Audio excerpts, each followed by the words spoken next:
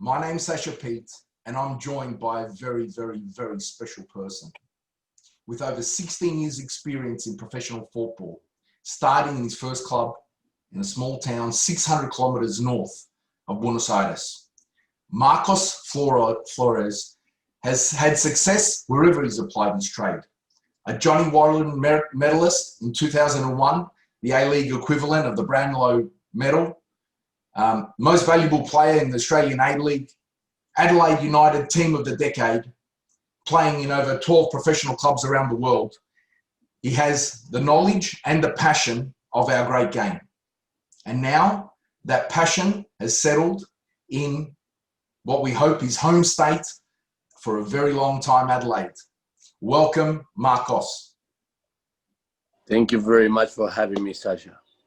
So it's an absolute pleasure, sir, for you to be joining us. I would first like to congratulate you because soon it's your birthday, only in a couple of weeks, yes? Yeah, 23rd of October. 23rd of October. We're just shy of your 35th birthday. And also, you're expecting with your lovely wife, partner, Marina. So you're expecting a little boy. Yeah. Which it could be the same day or could be a little bit later. So I'm really excited. It's gonna be the best gift in my life, I guess. Okay, fantastic. So, what I want to know, Marcos, is how did you first fall in love with our great game? It was when I born in Argentina for the most normal and economical thing to give a boy as a present was a soccer ball. You know, it was super cheap, something that you would never ever get it wrong. You know, that is so. At home, my parents received 7 soccer balls, and my father bought one, and my grandfather gave me one little jersey. And then, you know, I stood up and I ran with the ball as many kids do in this planet. But then, you know, growing up, you know, I started having, you know, a kind of a relationship with the soccer ball that went to different levels. And when I said it went to different levels, that I could absolutely cry if a Sunday I wake up and I see a storm or I see rain. I could cry big time. And my mom and my dad saying, like, relax, there's nothing wrong. You can play computer. You can play computer. You can go to the cinema. I said, no, I want to play soccer. Then is when I understood that I felt completely in love with the soccer ball and with my time, quality time with my dad also, you know, coming back from work and he passing the ball to me, you know, a few times and telling me, can you do the left side of the foot, when I was 7 years old, you know. So yeah, I guess that was a relationship that started when I born, and they start, you know, that time with the ball makes me embrace and felt completely in love. I don't know which year it was, but yeah, it was quite really, really early. And this was a connection between a family connection, like most father to son, a connection where the father had an appreciation for the game and encouraged the son to pass the ball with him. And yeah, but you know what is a funny thing about my dad? That my dad, he was a musician. He was a guitarist. He was a doctor. Yes. So he never got into the high level of soccer at all, you know. Yeah. But he was only playing with me 10 minutes, 5 minutes. Was not a memory that I got that my father played 3 hours. Yeah. Okay.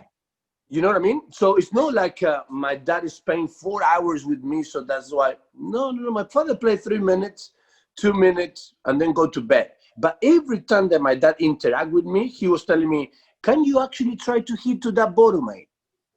And that's it. And then he tried 1 or 2 times, he missed it, and I said, Daddy, I can show you. I did it twice, I missed it, and he said, okay, I gotta go to bed because I need to work after. Yes. And then I was actually in the backyard by myself trying to hit that bottle for 2 hours. Okay, so internal passion, but obviously the appreciation for your father to encourage you to embrace your passion and follow your internal flame. Is that what you would say? Yeah. Slowly, but like 99% of the kids in Argentina. You don't receive a tennis ball when you're born. You don't receive a rugby ball or a racket, a tennis racket, or you don't receive that. Yeah. Everyone receive a little ball, Yeah. So naturally, I got little bit ops with it, And my dad loved it. I have to watch soccer at home, but he never told me, come and sit with me. He never told me, come and do this. Come on. Yeah. No. It was natural. Okay. And as a 14-year-old, though, he asked you, or 13 or 14-year-old, he asked you what you want to do with your life. And you told him that you wanted to be a doctor like him. Yeah. And then what did he do?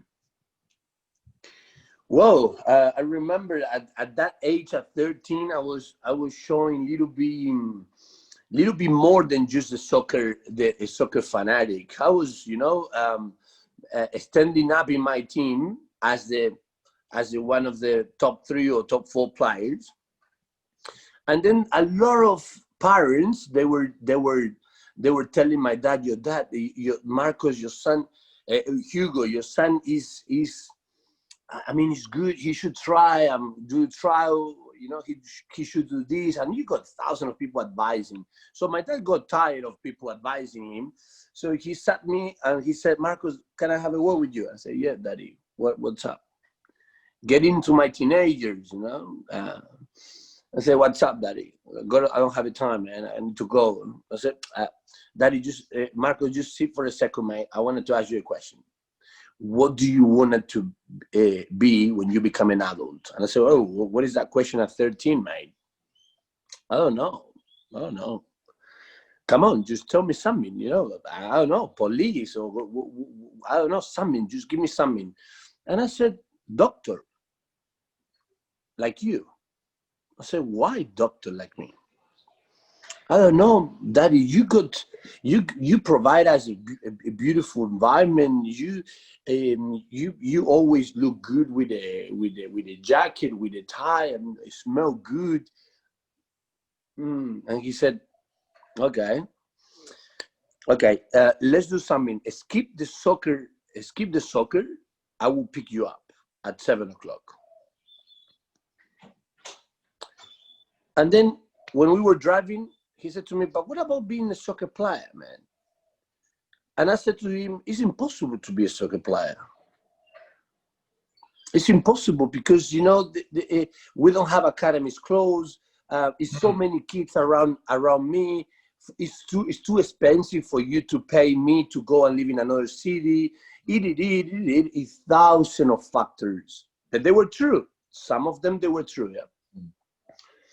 So my dad, okay, so he listened all the things, we go to the hospital, and he didn't tell me, but his plan was making me watch the delivery of a baby. Yes, because he was a gynecologist by trade. Yes, so they prepared me with everything, and I watched my dad performing. Just give me the A21, give me the 2F, the delivery. But then when I watched this, I passed out. Yes. I passed out. At 13, 14, that was too much for me. And I passed out, and then two nurses were helping me to come back to life. And then we jump in the car 1 hour after, and my dad said, you still want to become a doctor, mate? And I said, no, what is that? And he said to me, follow your passion, follow your dream. If you like soccer, you can do it. And if you fail, I will be there. And if you don't reach it, I will be there. You're gonna do whatever you like in life. Yes. But try to make your dream come true, mate.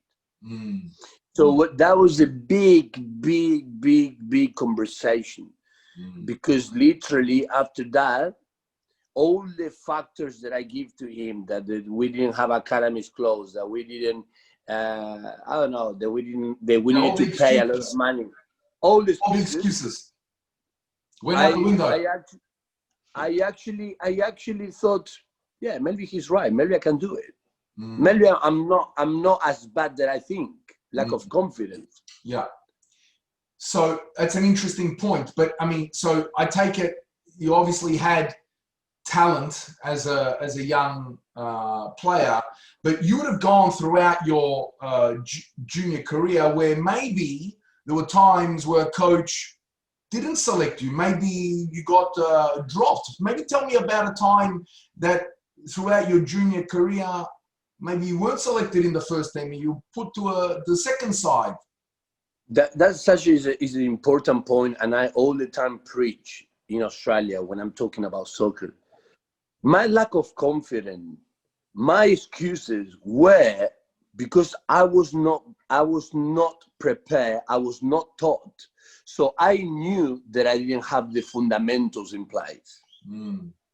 At 14, I knew that I couldn't shoot from distance. I knew that I couldn't switch the ball technically to the spot.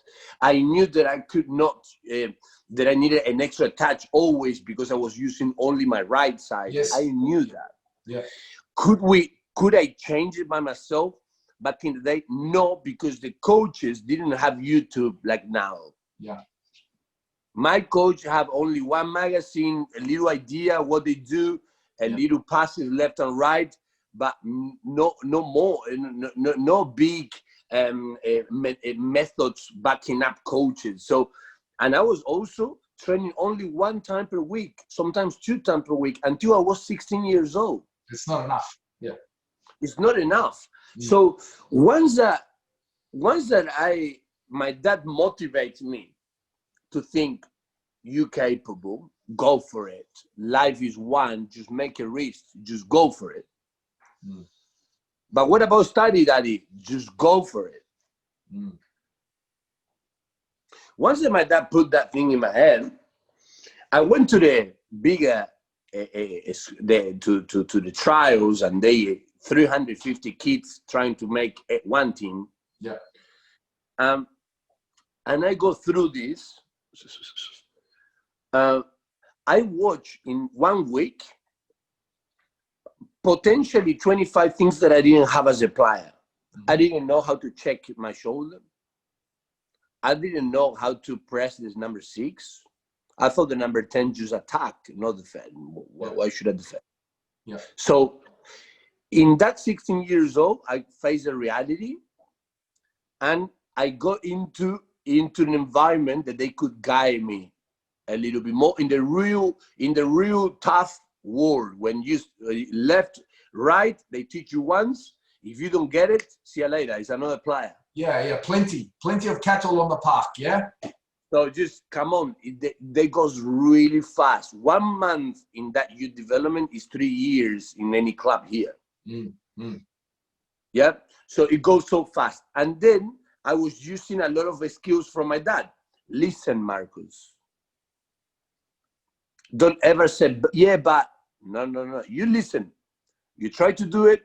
At home, you analyze if it is good or not for you. So I was there just listening. This little 10, or maybe with a 15 in the beginning. And maybe in the JSL or Team B or community football, how you say it in Melbourne. Yeah. I was this player. I was in the second line. Yeah. But I was listening, and I was thinking, Jesus Christ, my left foot is not good. I was embarrassed. But I was working, and I'm making myself a little bit stronger. They were telling me, you too skinny, you too slow, you to do that. And I was just getting through by performing. Until one point, they said to me, after 6 months in the second line, not 2 days, 6 months of myself working in the Team B. Yeah. the coach, because the team A lost 80% of the games, he said, I'm gonna upgrade it, promote 6 players, from a team B. I went up to play with another level, and it took me 6 games to find my feet and adjust. You know what happened, Sasha? In the last game of this trial in the team A, I scored the best goal in my youth career. Wow. Yeah. So, and what I'm telling you this, maybe that goal gave me the chance to the coach to say, I'm going to keep this player. Yeah. Not every single touch. Yeah. And you've played for many clubs, many big clubs around the world. But this club, could I say rather, that this is your first love, maybe your only love of a Club Atletico Union or Union de Santa Fe. Is this the club the one club that you felt proud to kiss the jersey? Yeah. I scored 4 goals, and 3 of these goals I kissed the jersey. Yeah, and so for any footballer, knowing what that means, I mean, I played for many clubs, but for me, I've got one club, and my mind, I always say that my mind is still at this club. Yeah. So maybe your mind is also still at this club. This club is it's the club that made you, let's say, right? That allowed they gave me an opportunity. They allowed me to live the life of a footballer. That was the club that they make me suffer big time in the youth development, because there was not enough food sometimes. That was the club that showed me when they were just paying. They were paying me like a little scholarship, and they sold me, and they did whatever they want with me, as a profession. And then I came back. So it's interesting.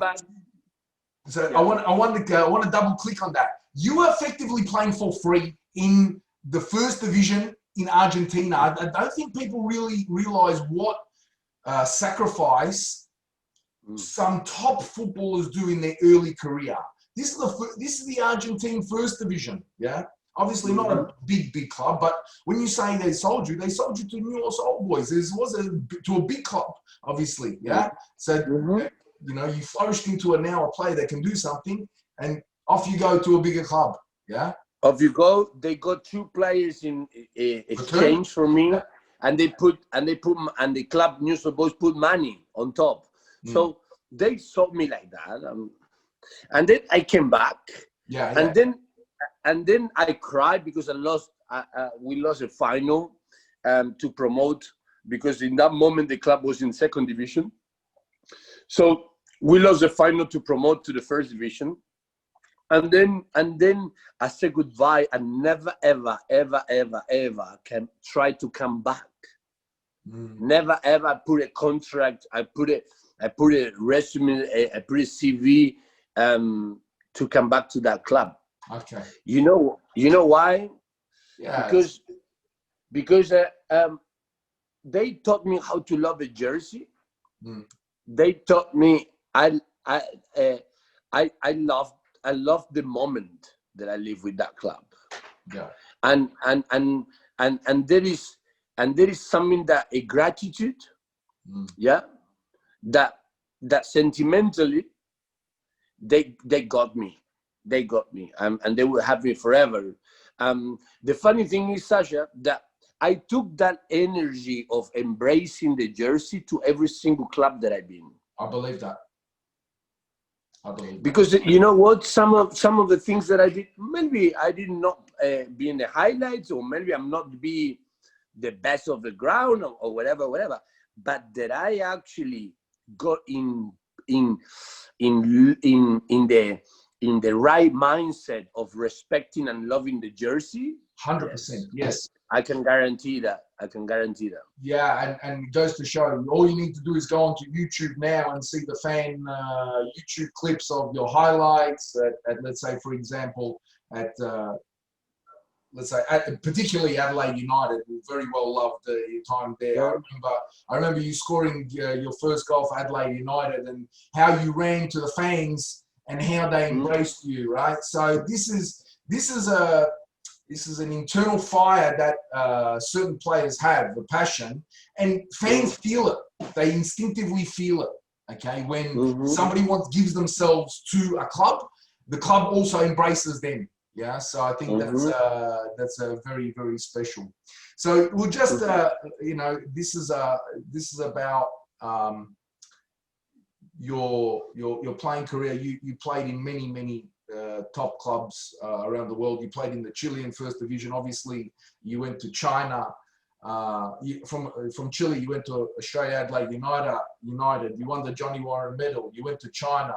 Okay, top flight there. Back to victory. Yeah. So in a fantastic, let's say, overall team.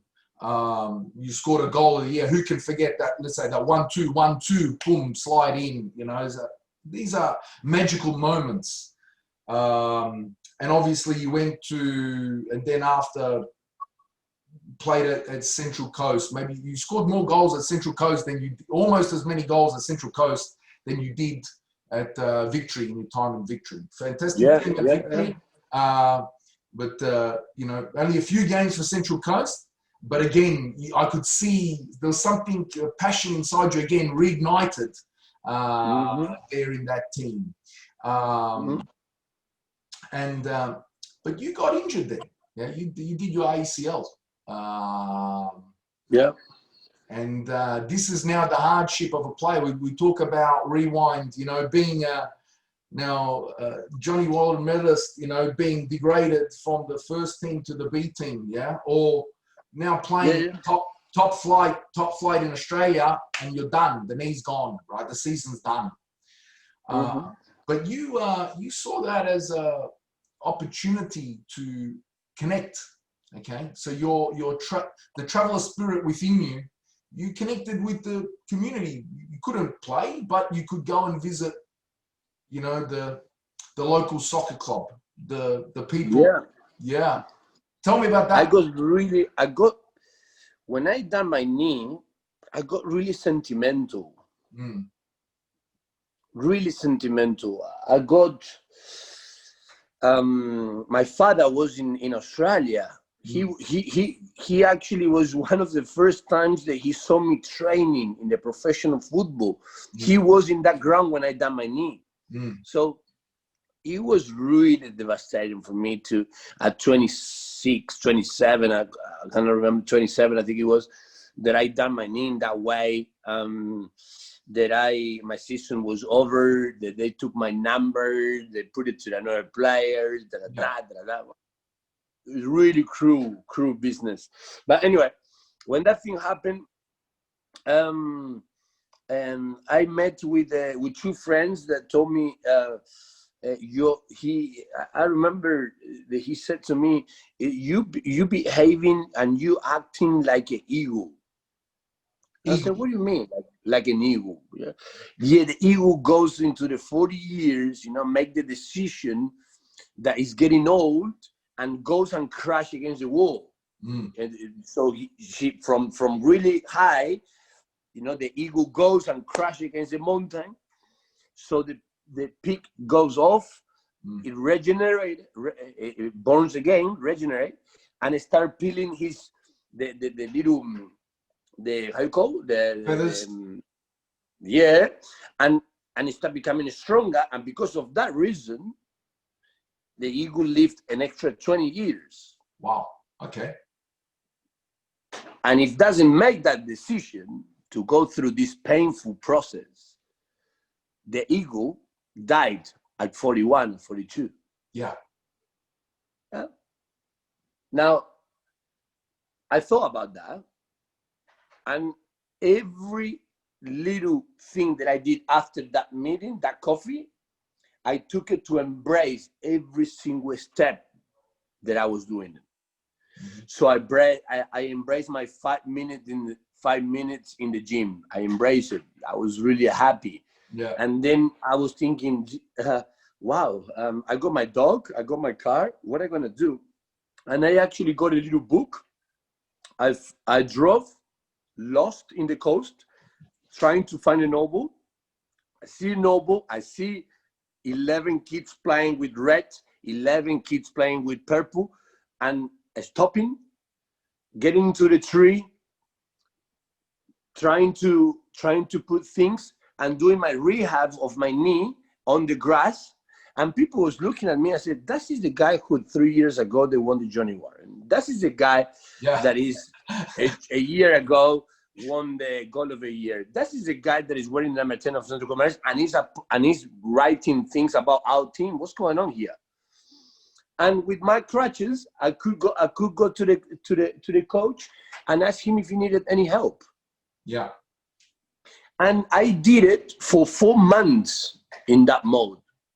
So I actually did that like a routine, like it's something that connects me with the amateur love of the game. Yeah. Almost like it's almost like a penance in a way, where you're absolving yourself, your soul, to give whatever you can back to the universe. Is that yeah? Yeah. I think so. And it put me in an amazing journey. Why? Because, Sasha, I done my ACL, and we were preparing a little speech to invite for free the families to come to the theater and listening the reasons why do I love the game. Yeah. Like this podcast, and also little stories of my time, playing in the backyard. Yeah. How my father support me without saying a word. But anyway, I remember the media manager called me and said, Marcos, you done your ACL. Now your coach wants you out of the club. We're not gonna extend your contract. Yeah. So you're gonna have to go and find a club. Do you want to suspend the chat? And I said, no, because it's not about me, it's about the kids. Yeah. So we went there. We did a chat with Central Coast Mariners. And I swear, and I promised in front of everyone that I was going to play soccer again, that I was going to sign. And I was still in the rehab. Yeah. I played for 5 different clubs after that. And it's not easy. No. It's not easy to come back to that. To that, because a lot of people prejudge you. A lot of people close the doors because you've been 6 months in hold. Yeah. Of course. But anyway, we go through. Yes, and this is resilience. You've shown resilience throughout your life. This is not the first time you had to show resilience. No. You walked into a country without speaking the language or having only a few dollars in your pocket to then try and work out, what you're going to eat, how you're going to speak the language. All right. So the traveler nature spirit in you teaches you resilience. Yeah. Tell me about a time where, let's say earlier on in your career, where you can't speak the language, right? You don't know exactly how to order even a sandwich. A sandwich, yeah. As simple as ordering a sandwich. But the football part is easy, yeah. The football part is easy. Playing on 90 minutes in a game. It's all the other stuff. Missing the family, being away from friends and loved ones. Language, being alone. This is now the life of a professional footballer. Yeah, this is often we don't talk about this side of the game. That motions, and that's probably the reason why so many footballers don't make it. Yeah, it's not just about the football on the park. Someone asked me not long ago. They asked me, Marcus, name me any player that could play overseas, in A-League player, current A-League player that could play overseas. And I said, wow, it's more than 50, more than 100 players. What are you talking about? No, it's not one, it's not one. Technically, physically, it's more than 100 players. 100%. But I don't know who is going to have the bigger picture of the game to get through difficult times. That thing, I don't know. And I don't blame them, because Australia gives you a comfort, gives you everything in the league that is managed quite closer to championship in England. Yeah.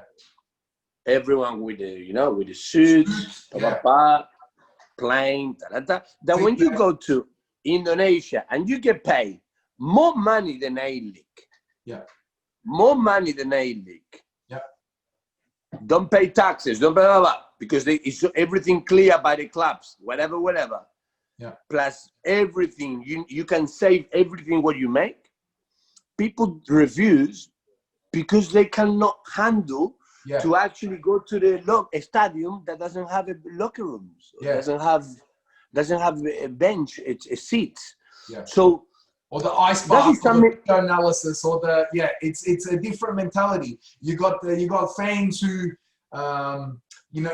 there's an element of chaos in these countries where now, Sasha, when I was growing up, and now it's another topic that I would love to preach, because I've been through.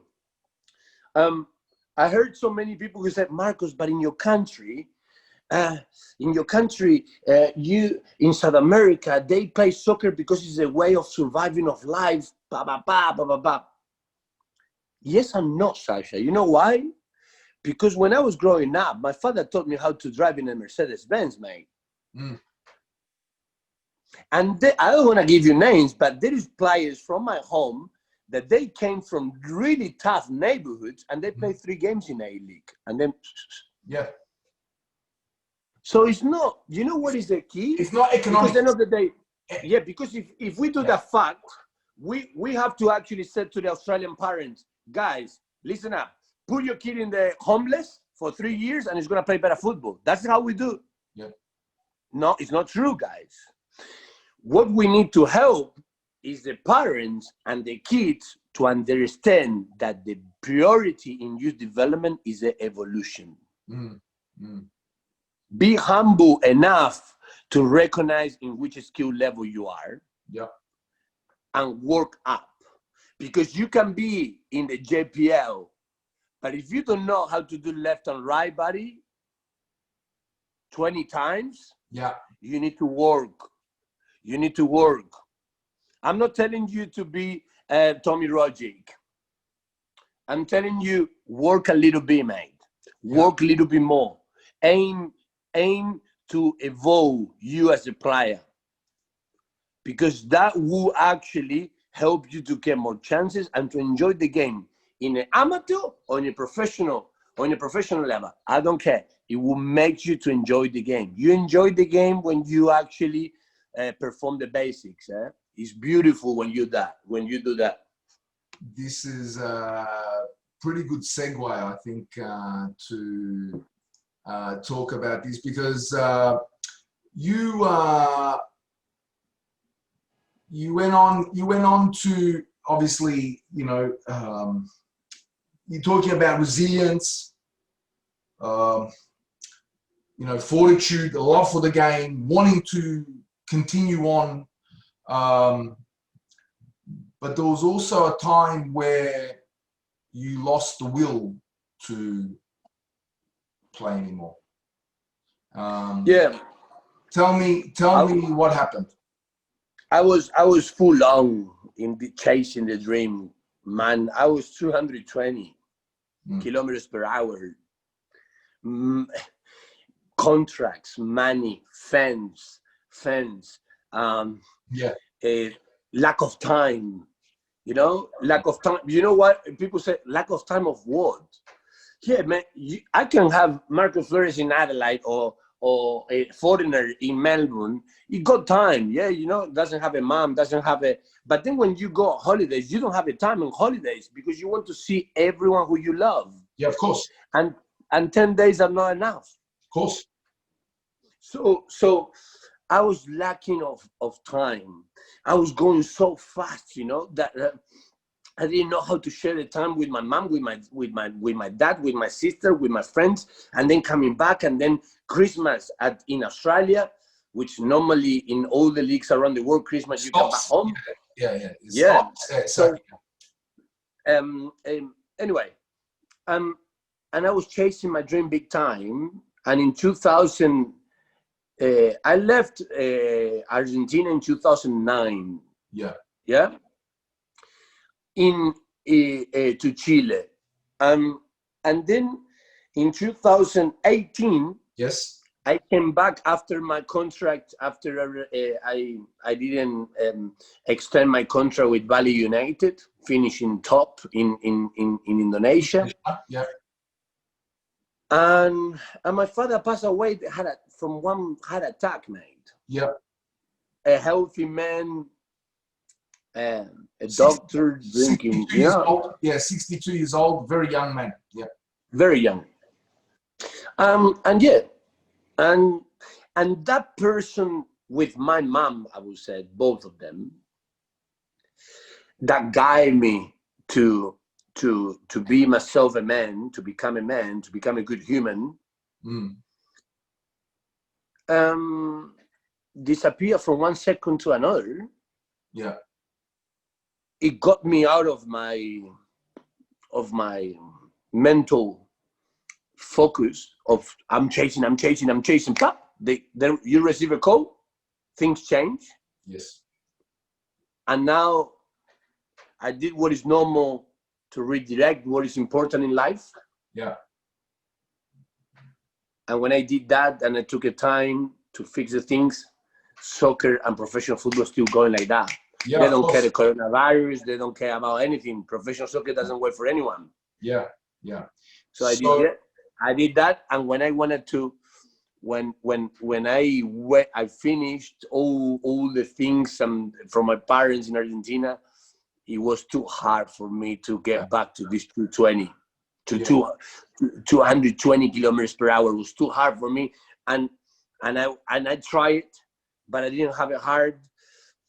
And then I decided at 2018 I wanted to stop and quitting football. Yeah. But you also learned some things as part of that tragic experience. You got to learn things about your father that maybe have carried on and in terms of your legacy and is acting out in you right now. Okay, you went to his funeral, you sorted out a number of the matters of the family, as you do as a son would, and then you met a number of people at his funeral. That was crazy.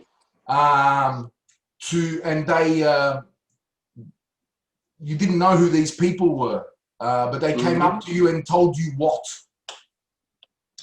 They told me we are family.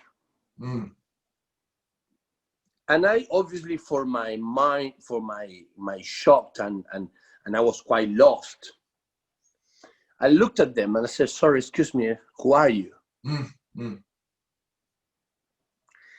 And this woman said to me, you don't know me, but we are family. And I was thinking, that is a normal speech of everyone, you know, I don't know. And then he said, Marcus, look at me. And was a woman of 50, 60 years old. She grabbed me from my face and said, she actually said, can you see that little girl, 5 years old, running? That is my granddaughter. And I was thinking, like, who cares? You know what I mean? When you're upset, who cares? And I said, do you see that woman that is there talking to another? That's my daughter. Yeah, whatever. So, okay. Both of them was delivered by your father. Both of them, we don't pay a cent. Beautiful. Now, then I looked I was another family. I was another family. And I was another family. The beauty, Sasha, that my father never told me this.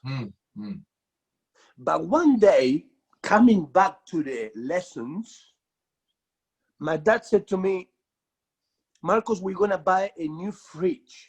I said, why? We got already 2. Well, what's going on here? We are 4. Why we not embracing life? You teaching me this. You not buying me a soccer ball. And now you are wasting money. I said, no. I'm not wasting money, mate. I'm going to put a new fridge now. I said, because some people wanted to give to us meat, chickens. These people from the farm was the people that was in the funeral. These people, instead of paying with money, they were sending food. Chickens, whatever they could. Yeah, whatever they could. Whatever they could, eggs. But then I connect dots, and my dad said to me, but you're not helping everyone, yeah? I said, what do you mean, Daddy? You have to help everyone. Marcos, look to the face of people, and you will pick it up. You will pick it up who needs help and who just want to take advantage of you. Yeah. Beautiful. A really wise man. Yeah. Excellent. And after that, because all these emotions, I said, I'm gonna walk the streets of the world trying to find that kid that needs help. So just let's wind this road, because that's a beautiful segue. So your beautiful partner is from Russia, so you're off now to the World Cup, yeah? So you go to Russia you know, in the confusion, you end up in Russia to just like rebalance yourself. Yep. And, obviously, the last thing on your mind is playing football, yeah? But the in-laws, you met now your mother-in-law for the first time, and she encourages you, hey, listen, there's this 4th division team, right? So you could be a footballer, come and play here, and so you went. Yeah, it's not like you didn't go, right? So life is never simple, right? Life is a windy road, yeah? You're the probably prime example of this windy road, the thread that threads everything. So you went, you tried to find that, even though you said, listen, the professional football has died, but you still tried to have a kick, okay? But then at that point, obviously, in the midst of a World Cup, yeah, you went on the street and you got the ball and you played with strangers, yeah? No language, no nothing. You just passed the ball one to another, yeah? So tell me then, from Russia, where did you go? Where was the next country? You know, Sasha, what happened? That I was, even if I made the decision that professional football died in me, I was refusing to be upset with soccer. Because, Sasha, they invite me to play with my friends, 5 versus 5, after the loss of my father. And I said, yes, let's go. Okay, good. But when I was playing, yeah, and we were conceding the goal, I didn't feel anything. Okay. When I scored the goal, while making assist, I tried to smile, but I couldn't. Okay. So I was really upset with the game himself. Okay. When my mother-in-law, you know, suggested me to go there, and said, okay, let's go. I was refusing to quit my love for the game. I was thinking, no. I love the game. My sadness is have to go and canalize from another thing, but not in soccer, because soccer, I'm super thankful about the game. So I tried to go. One session was perfect. Boom, boom, boom, boom, boom. I showed that I have one decent level. The club was speechless, wanted me to train again. Then I trained the second time, and I start coming down again. Okay. So then I was thinking, no, I don't want it. So I called my mother-in-law, she was working like my agent, and said, please call the coach, tell her that tell him that I don't want to turn up. Yeah. So then I went to the streets of Russia. Yeah. In Gorky Park, to those Australians yeah, who went to the World Cup.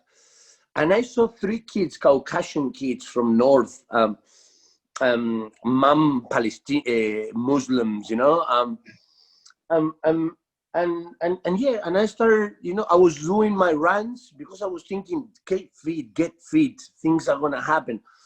And I was doing runs, and this kid was running, chasing me, and then I said to the kid, "Hey, do you want to play?" And he couldn't speak English, whatever. 3 kids, 3 brothers, we play, and 1 kid had a disability in his brain. And I actually took as a challenge to make the 3 kids to complete 6 volleys without dropping the ball. Straight back to my hands. And I wanted to say, can I actually help a kid that have a disability to do that? I said to my girl, please film this. So she filmed it and the kid with a disability complete the volley. Beautiful. And you know, the behavior of the other 2 brothers, they celebrate also, because they thought, no, my brother cannot do this. And 3 of them, they done a really simple thing, a little touch, a little complete pass from 1 meter, nothing crazy, guys. But then when actually the sun went down, we were on the train to come back home with my girl, and my girl said to me, "What's going on? You quiet?" And I said, "I wanted to play more football in the street." Baby, you know what? I'm gonna take some time. I'm from Russia, Sasha. I went to Greece. I went to Israel. I went to Palestine. I went to Egypt. I went to Kenya, Tanzania, Madagascar, South Africa. And I was not going to stop soon. This is fantastic. I'm just going to show the guys. I'm sharing my screen. You let me know when you can see it. Yeah. This is this is a gallery of your website.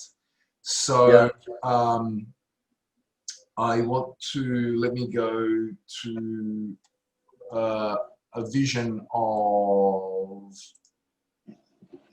It's in you. Okay, well, there was a photo. There's a photo of you throwing the ball. So that's was that in Tanzania here? In Tanzania, in the middle of nowhere, mate. Yeah, and the kids, no shoes. So you here we go. So these are beautiful images. Okay, where was this one here? In Madagascar.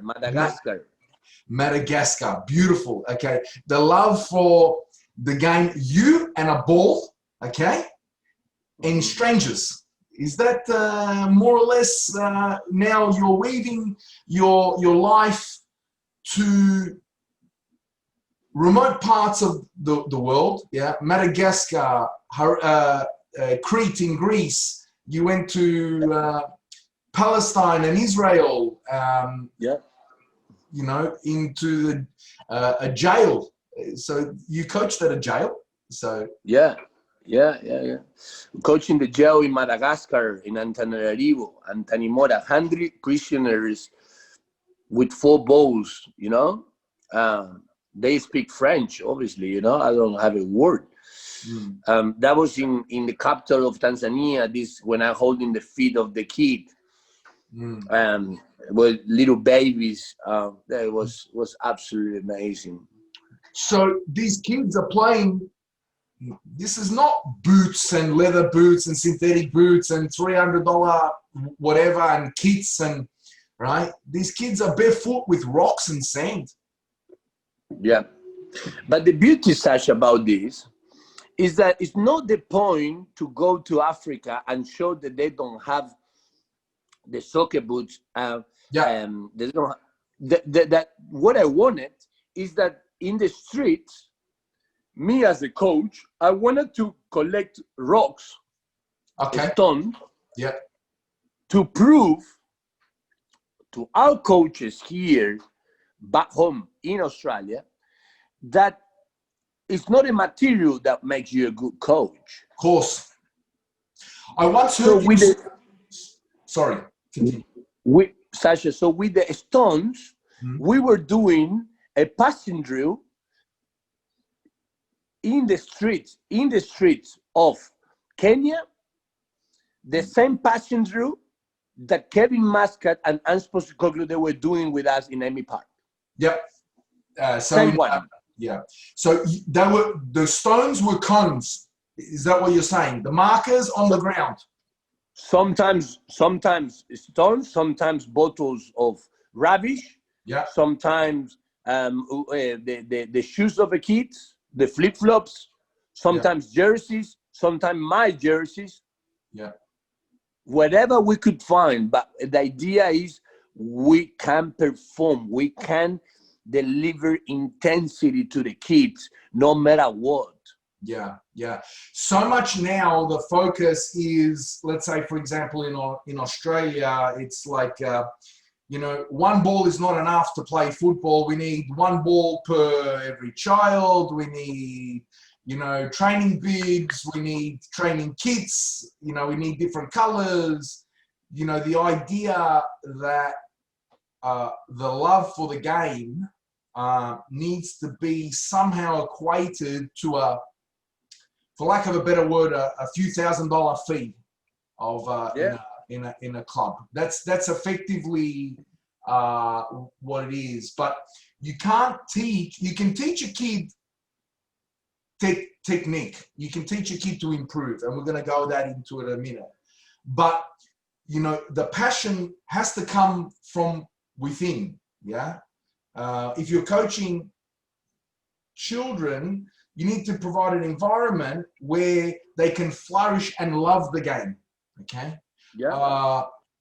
And from what I take it, you found that on the streets of Madagascar and Greece and Palestine and Tanzania.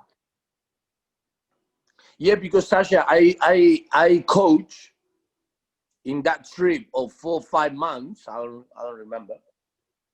I coached more than 4,000 players. So every day I was putting 150 kids on me. Teaching, teaching 150 kids, or sometimes people 30 years old, sometimes 78 years, whoever was there. And let me tell you, Sasha, everyone can complete passes. Yep. If we break down the technique and we deliver the information properly to kids, they can complete targets. If we help them to actually perform, to be challenged in intensity, they can run hard. Doesn't matter how much you yell to the kid, come on, run. If we don't guide them to unleash their speed, if we don't guide them and we not put a lot of trust into the kid to express themselves in every aspect in the game, we don't evolve. We just compete for years, and it's all right. Some people wanted to do this, it's okay. Yeah. So some people want to win pennants or trophies, and it's fine. There's nothing wrong with that. But is there an ability to teach a kid to love the game? Because the truth is, I coach a junior team, and my aim, very, very simply, I want these kids to love the game as much as I love it. That's it. And what do you do, Sasha? Huh? And what do you do for the kids to love the game like that? So I really get them to try and express themselves. I really try and get them to score goals and play the game and try and improve and give them guidance to improve. I mean, and this interview is not necessarily about what I do in my team. Yeah. Okay. So for For me, I'm just a simple junior coach. Yeah. So what, Sasha, what I wanted to discuss is that with people like you in the juniors, yeah, and people like me that we wanted to help, we need us to discuss about what we're doing. Okay. Yes. Okay. Yeah. So I think that to actually, yeah, to actually help others, to help others. The loving the game, the fact of loving the game, when you break down what is love and all these things, yeah.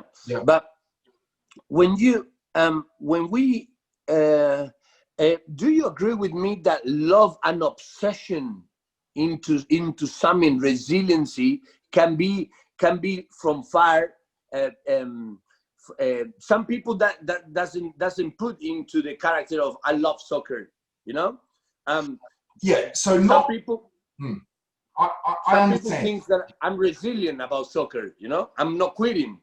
But we can put them into the love of the game because they're not quitting. Is that correct? Look, I know many players and good players who ended up making a living that grew in my area, the area that I live in, okay, who weren't the best players, but they were resilient and they worked at it and they ended up playing in top teams here in Australia, okay? So, and these players were serviceable, okay? And far better player always than I would ever was, right? Good players. You played against these players. What I want to do is I want to discuss this framework. Let me just go into Instagram right now, just so the viewers can know. This kid is an Adelaide boy, 10 years old, and this amazes me.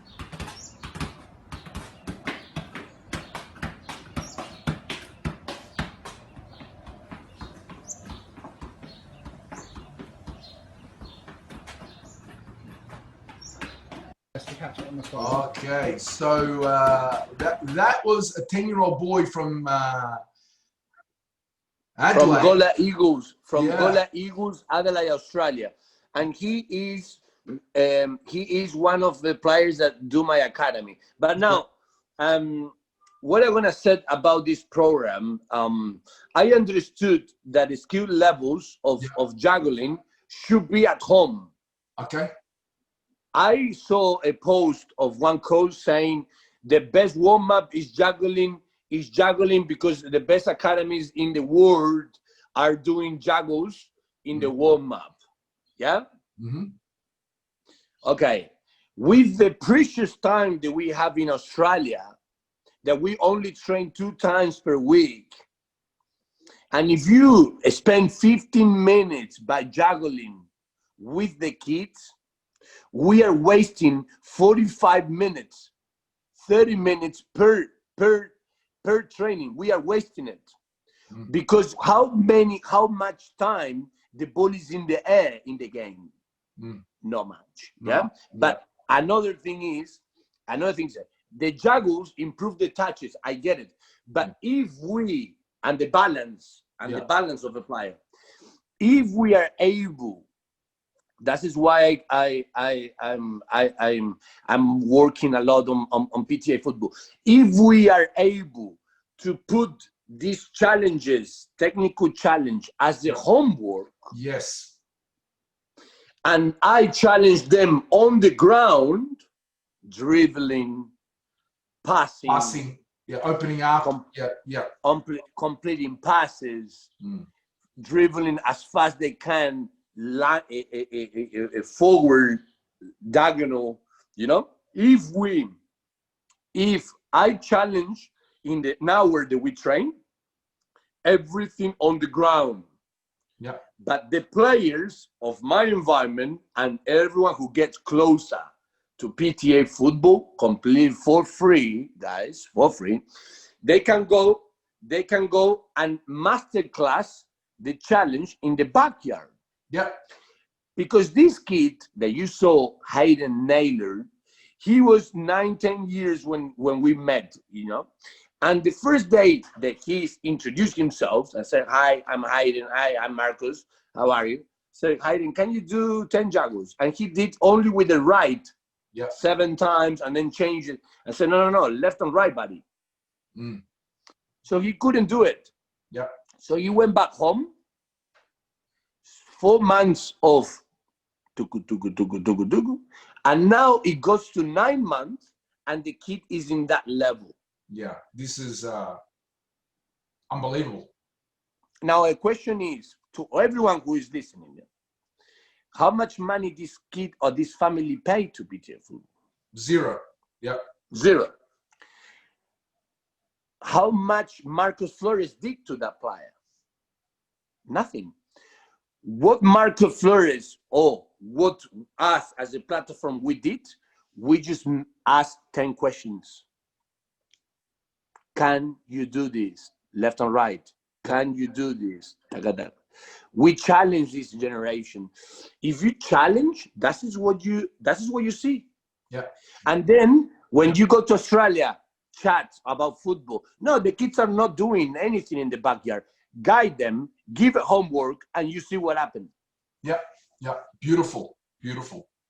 This is, and you know, it's interesting because this is not the first time people have built frameworks, because I call this a framework, a homework framework, to pass on to the kids of the world. This is not just, I mean, you've got kids from Argentina and Dominican Republic uploading their videos to you. Yeah, this is not just an Australian program. This is my hope that this goes viral. Okay, so that people in every club in Australia use this as a benchmark. Okay, so how good are you? How good are you? How good are you? How good is your voice? What can you do? Okay, what can you do with the ball? Show me. That's it. Simple. Because you know what? I can tell you that there is in Melbourne, in Australia, is a player his name is Adi. I don't want to say the surname for private thing. Yeah. Adi. He's 8 years old and completed 10 levels. Yeah. So you know what is happening? I saw this thousand of times. And Cruyff, they were doing video, and Johnny Warren was showing on TV skills to do. But I think that now we actually are embracing what the kids do in the backyard. I wanted to see what the kid is doing in the backyard. I'm not telling you what you need to do. Go, legend, do 30 push-ups and be the next Cristiano Ronaldo. No, I'm telling you, show me if you can do it. Yeah, you're gamifying football, right? It's the same way they passed the level on the Fortnite or the Call of Duty computer game. You've applied a framework so they can do it with the ball. Yeah, and the beauty is that Michael Essien, that Nicolas Frutos, assistant coach of Anderlecht, the technical director of Dominican Republic Football Club, the Christian Ansaldi, left back of Torino, Anthony Caceres, player from Sydney FC, they are liking what the 10 years old are doing. Of course. Imagine yourself, Mari. Yeah. Imagine myself in Reconquista, 12 years old, doing only with my right foot. That Batistuta from Fiorentina said to me, "Bravo, champion! You're on the right path." That's beautiful. Jesus Christ! I was going to juggle 7 hours. Yeah. So what we need, and slowly it's happening, Sasha. I'm not complaining. No. I'm just with a lot of passion saying, "Wow, these players are improving." Yeah, are improving big time. Then is a lot of and also players in my academy that they cannot go to the level 1 and level 2. That's okay.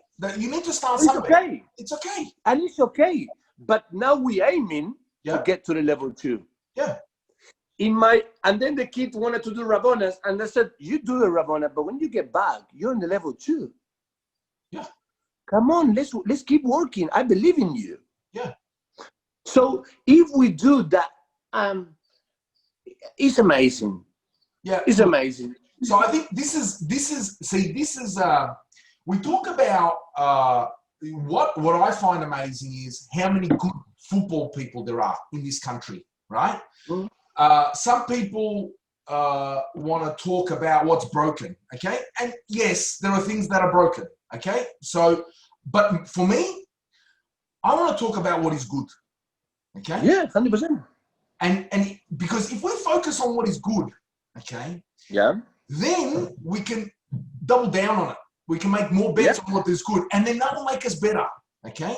So how can we make this catch like fire, right, to every club? Because every club in the country can go on now and go onto Instagram or YouTube, okay? And reshare it to the parents. And if someone wanted to do it, it's evolving.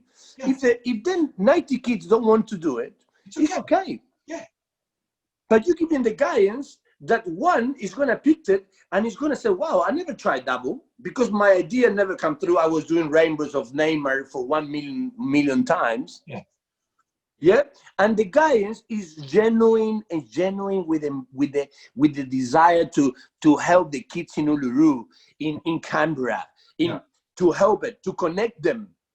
Yeah. Because if you're able to show your basics, you know what, Sasha? Let's take it to a different level. These players should be in environment when they get the basics, scholarships.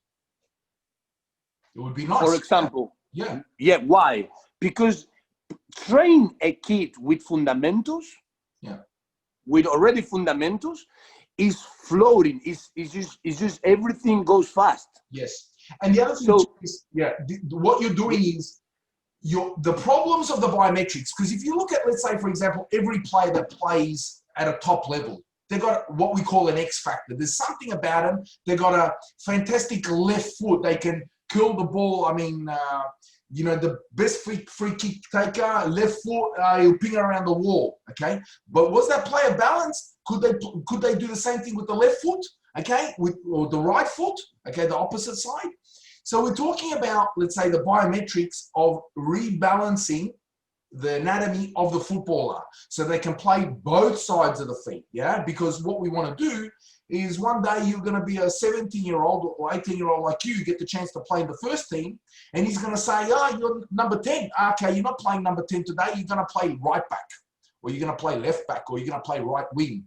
And if you're a left footer and he says right wing, too bad, okay? Now, what are you going to do? Sorry, coach, not for me today. I'll wait next time when you take off the left wing. No, it doesn't work like that, yeah? Mm-hmm. So we need to prepare ourselves, and we need to actually have an honest opportunity to at least be told. Yes.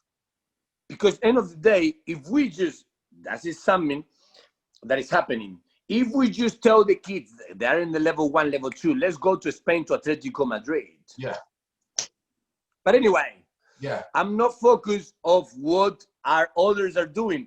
I'm preaching that, wow, Sasha, look at it. It's unbelievable what is happening. Because you know why we're lucky and why we're good? In all this negative news about the A-League gonna disappear, we are now soccer, one of the most popular sport in young kids. Yes, 100%. Is that correct? More kids, 100%. More kids play football, our game, than any other game in the country. That's good. Do we need to aim as Australian football nation, soccer nation? Do we need to aim to be the best sport? No. And I'll tell you why. Because we need to respect our Australian culture. Yep. And I'm okay with Collingwood, with Crows, with Port Adelaide to be the main teams in this country. I respect and I will always put it up there. But let me tell you something. Don't think because you are up there, I'm not gonna try to evolve as much as possible. Yeah. If we waste our time thinking what they do, we are in the shadow. We are not in the shadow if you actually love the game big time. Because you go to the beach, in any beach in this country, you see 3 soccer balls, 1 rugby ball. Yeah. 10 years ago, you didn't see a soccer ball. Yeah. Yeah. We evolving. We got things on the table. Now, what we are struggling with is, in my point of view, is that we got so many kids playing soccer that we don't have enough knowledge to cover. Yeah.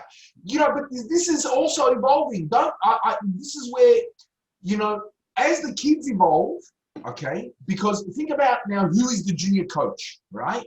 We were talking about a couple of years ago, you started a campaign, yellow card for the yeller, the yelling coach yellow card, okay? And I agree with that. The vast majority of coaches, okay, is a parent of a kid of that team, okay? If you look at across the board, across the board, it's 80%. I would say 80% of the junior ranks, okay, it's a parent of one of the kids in the team, and the team manager of that team will be a parent of one of the kids. Okay, and this is normal. We need to embrace this. Okay, but now we've got a framework. Okay, a coaching framework to upskill ourselves. What is knowledge? There's platforms that, like this conversation right now, that people might watch and say, okay, I'm not going to yell on the kids to run, for instance, because when I was it didn't stop me playing. Okay, when my under 14 coach would swear at me and say run, it didn't stop me loving the game, and it didn't stop me running. Okay, but was it useful? No. Okay, so I can learn from that experience. All right, to not do that. So this is something that we can all evolve. Yeah. This has been a very, very deep conversation. I want to. And Sasha, just to finish on that, I said to the president of one of the NPL clubs here in Adelaide. I said, I see good coaches in the juniors. Yeah. Parent or not, I see good coaches, good intentions. Yeah. Now my question is to you as the president of a club. Do the coaches are in the same page? I said, no, they do what they do what they That's want. another thing. Yeah. Because end of the day, if we get together, and that is football. That is football coaches topic, and we should actually chat a lot about this. Yeah. But if we able, you and me, to organize an Argentinian barbecue, or an Australian barbecue, and we said we're gonna organize this together. It's not I'm inviting you to my place or you inviting me to. We're gonna organize it together. Yeah. If we are not in the same page, no, we're gonna do. We are not. Yeah. So in soccer, can we be in the same page when we have 6 coaches or 10 coaches, juniors? We got 2 coordinators. We got 1 football operator. We got an structure that not even youth developments in Ajax. They got this seriously. I mean. I know Ajax is the top thing, but we're talking about my club in Argentina in first division. Man, Jesus, you got football directors, junior directors, physios in amateur teams. It's amazing what you got. Yeah. But are we in the same page? No, it's still. I think we're still. We should try, but Yeah, I'm saying I don't have a recipe, and I will not here sit and say you need to do this. No, but we should try to get connected to whoever is. If you're coaching under 10s in Melbourne, you're under 12, have a coffee, man. Yeah. You know what I mean? So I'm not saying Marcus got the recipe. No. I don't have a recipe. But if you don't have a chat with the 10 years old, the under 10s, with the coach under 10s, with the under 12, something is going wrong because you're preparing players for that kid, for that team. Yeah. But you know what is happening? Coaches are following the son until he's 18 and then rotating. Yeah. Another son. Yeah. And they need different voices. Yeah, they need different voices. Yep. Yeah. Okay. But we evolving. I'm really happy to be in this country. We got opportunities to do things right. But we must do the things right. Yeah. So this is I think you're setting a framework. So school holidays are coming up next week. If you live in Adelaide, you can parents can come and get coached with you and get a video analysis. Tell me about which reserve do you practice at? I'm training here at School Holidays in Kensington Park. Yeah. We got 3 different groups, you know, the under 6s, under 9s, and then under 10s with under 12s. Yeah. And then 13 plus. Yeah, fantastic. And it's really affordable. We make videos every time that we train. Yeah. We challenge the kids to do little aspects. Yeah. And when the parents ask, I say, what we're talking about challenges? I don't know. If your kid can do 2 juggles, we're gonna try to do 4. Yeah. Simple. We're gonna try to vote. Yeah. This is what we try, and to have fun, you know, and to have fun and play games. It's not gonna be a really, really massive one, but it's gonna be an opportunity to actually invite more kids to play the game. Yeah. You know, really, to more kids to understand what is maybe there is some kids that are upset, don't want to play soccer anymore, and maybe you know, we can spark that love for the game. This is fantastic, and I want to one thing that you've inspired me to. I watched you coach the state team with the boys who have cerebral palsy. This is beautiful. Just before we finish, tell me about that team.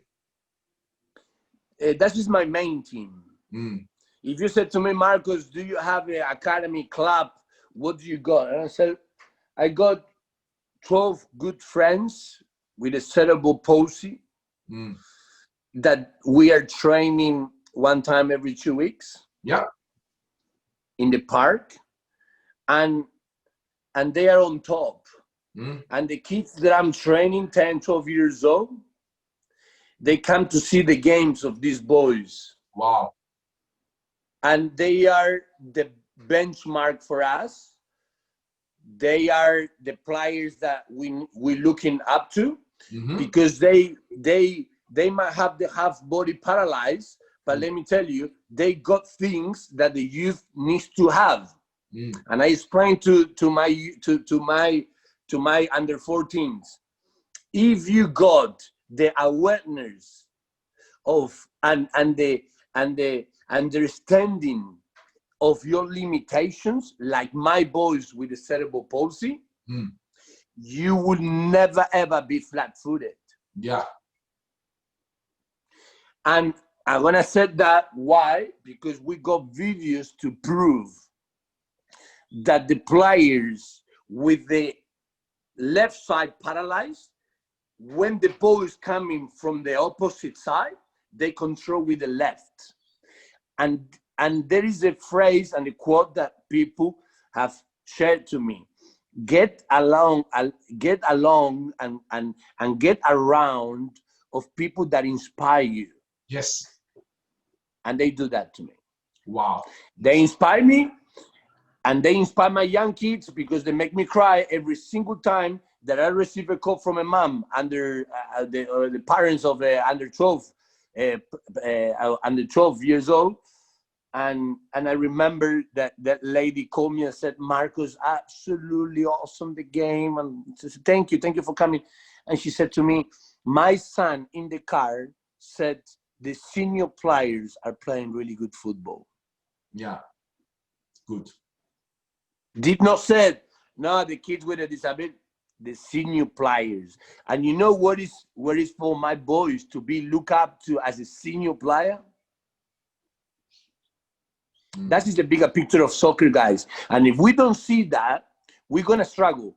And I'm telling that in the youth development, we need to have that bigger picture. We need to get a breath. We need to pray before we go to play in a game in under 9s in Australia, because we are blessed, guys.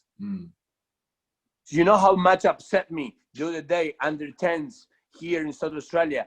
They got a fight between parents under 10s. Yeah, ridiculous. That the ref canceled the game. Yeah, what's going on, guys? The kids don't, Sasha, and you've got kids. As your kids, yeah, son, how many games you won when you were under 8? Yeah, I don't know. So let's keep enjoying the game and let's keep evolving. It's not in everything wrong, buddy. We are good. This Australia have a soccer ball in every single backyard. Let's guide them.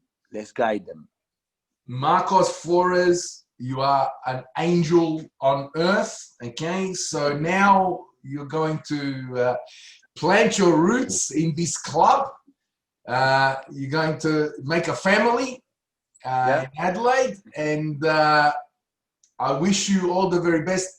The minute they let me out of Melbourne, because we're in lockdown at the moment still, and I'm making my way over there, I'm going to be your assistant coach for a game, and I'm going to watch one of your teams play. Okay?